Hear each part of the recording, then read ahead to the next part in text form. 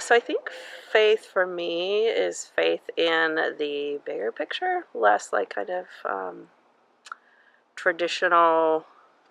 When I think what other people think faith is, I think of institutionalized religion more so, and faith to me is much bigger than that. Doesn't require a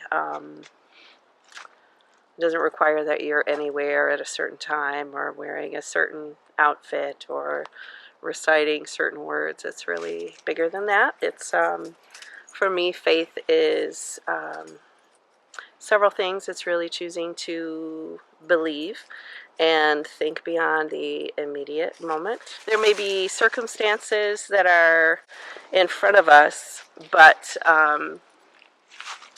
those circumstances are never taking the place of our worth or our value or our purpose. And so faith is being able to see beyond where we might find ourselves or where someone else might find themselves.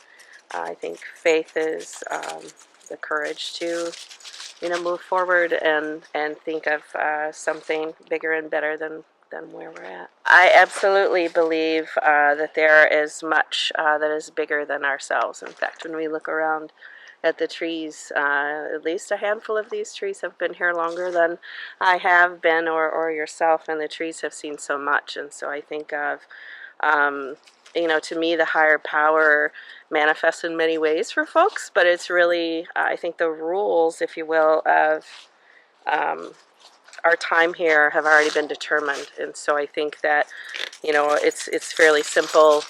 We are to be in service to others and to the land and resources around us. And so I think that our higher power is here, whether we choose to acknowledge it or not. And that can be Mother Nature, which I think is the highest of powers. And then for folks who have specific religious beliefs, for example, there's always room for that. But the fundamental kind of laws, if you will, of being good stewards to each other, to this land, that exists no matter what your individual faith is and whether you choose to acknowledge it or not.